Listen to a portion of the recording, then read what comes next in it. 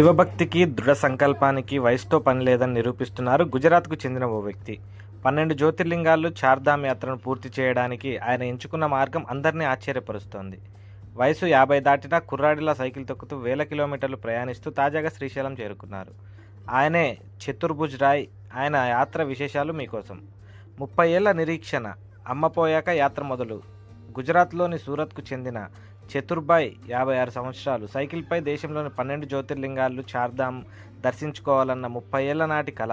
అయితే ఇన్నాళ్ళు తన తల్లి బాగోగులు చూసుకోవడం, కుటుంబ బాధ్యతలు, ఉద్యోగ పనుల వల్ల అది కుదరలేదు. 4-5 సంవత్సరాల క్రితం తల్లి మరణించడంతో తన బాధ్యతలన్నీ పూర్తయ్యాయని భావించి తన 56వ ఏట ఈ సాహసోపేతమైన యాత్రకు శ్రీకారం చుట్టారు.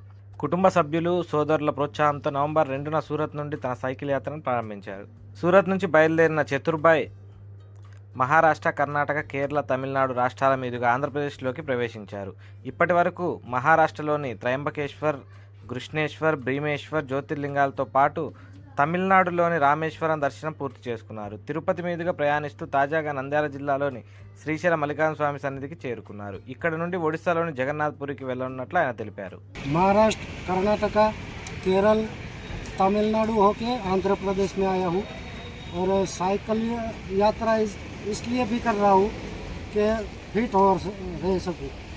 और साइकिल चलाने से फिट ज़्यादा रहते हैं और एक्सरसाइज हो जाती है और साइकिल चलाने से जो प्रदूषण फैलता है वो नहीं फैलता है।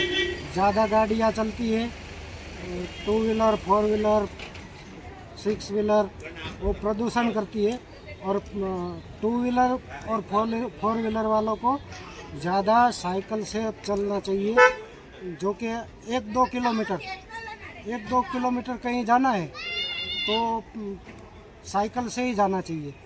उससे ज़्यादा चलना है तो बाइक ले ले, पर इससे प्रदूषण कम होता है और खर्चा भी कम होता है और एक्सरसाइज भी हो जाती है।